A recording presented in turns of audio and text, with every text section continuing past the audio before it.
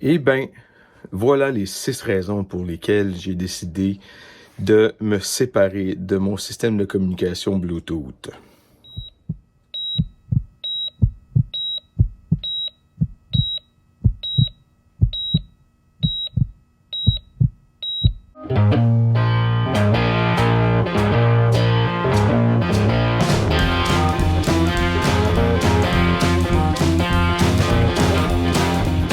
Une des choses qui me dérange des systèmes Bluetooth, c'est, imaginez-vous la situation, vous avez 1 heure devant vous avant de retourner au travail ou avant un rendez-vous et vous voulez aller faire une petite balade rapide. Alors, vous prenez le temps de vous habiller, mettez vos bottes, vos jeans, votre veste, votre casque et tout ça. Et une fois arrivé sur votre moto, il faut appairer, il faut que votre technologie se synchronise entre votre cellulaire, votre moto puis votre kit Bluetooth à votre casque. Je trouve que c'est trop long et ça consomme beaucoup trop de temps. Alors, j'ai envie d'arriver sur ma moto et de ne pas sentir de pression technologique et de pouvoir partir sans avoir besoin de me casser la tête à savoir si mon système Bluetooth est allumé, si la musique va jouer, si je suis rejoignable par téléphone et ainsi de suite. Un gros problème avec le système Bluetooth, c'est le micro. Le micro est placé tout près du bas du casque, donc peut souvent se retrouver au grand vent. Et puis, donc on entend souvent le vent dans la voix des gens avec qui on parle dans le casque. Et puis c'est très tannant. Et puis, ben, évidemment, ça brime un peu notre plaisir d'écouter de la musique, le bruit extérieur, le bruit de la moto, et ainsi de suite. Donc, pour régler ce problème-là, plusieurs, comme moi j'ai déjà fait, utilisent la mentonnière. Et puis, il y a un problème avec la mentonnière.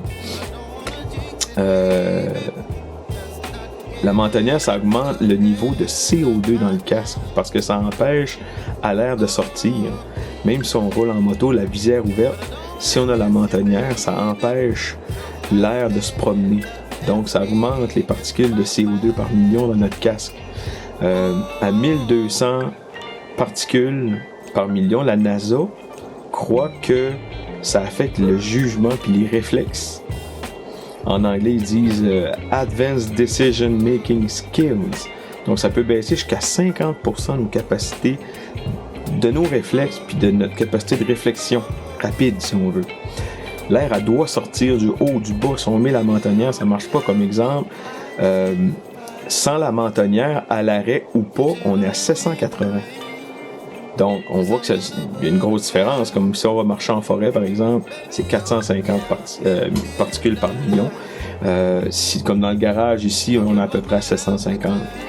Donc, avec la mentonnière, au ralenti, dans une ville, disons, on a plein de feu. Après 6 minutes, on a déjà un niveau de CO2 dans le casque qui est en train de gêner nos réflexes.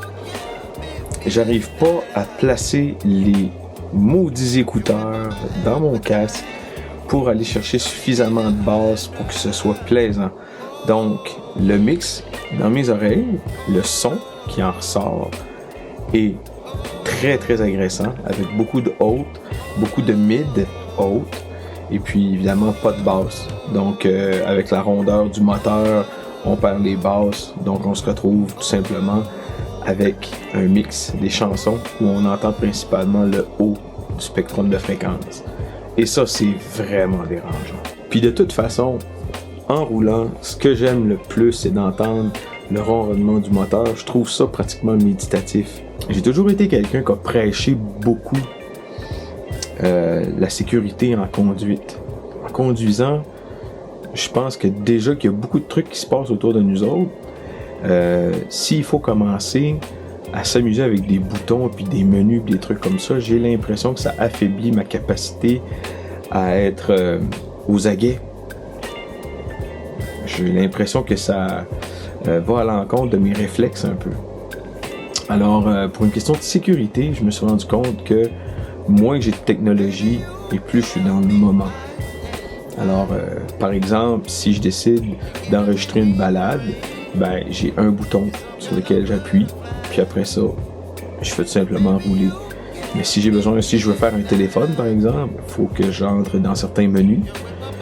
Malheureusement, Siri fonctionne jamais. À chaque fois que je dis Siri ou des trucs comme ça, on dirait qu'à cause du vent, mon téléphone ne reconnaît pas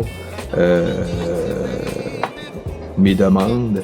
Donc, je suis obligé d'aller par le menu de ma poignée de moto pour faire un appel. C'est complètement ridicule. Donc, ça fonctionne pas. Donc, je veux garder mon attention en avant. C'est très important. Et je sais pas pourquoi, mais à chaque fois que je place les écouteurs à l'intérieur du casque, je me retrouve toujours avec l'oreille qui se ferme comme ça ici, le haut de l'oreille. Donc, il faut que je replace mon doigt à l'intérieur du casque pour replacer mon oreille. Donc, certains vont dire, oui, mais ton casque est peut-être trop petit. Ben non, j'ai eu différents casques qui, avec des grandeurs qui fonctionnaient, et je suis jamais arrivé à me glisser la tête et les oreilles sans inconfort avec ces satanés écouteurs. Une des raisons pour lesquelles je fais de la moto, c'est d'avoir l'impression de me décrocher, ou plutôt de décrocher de mon train-train quotidien, de mes sources de stress, où je peux entrer dans ma bulle, dans mon univers, tout seul. Donc, pour moi, le kit Bluetooth était une façon de garder un contact avec la vie courante, d'être joignable n'importe quand. Et c'est l'inverse. Quand je fais de la moto, j'ai envie de me libérer de tout ça.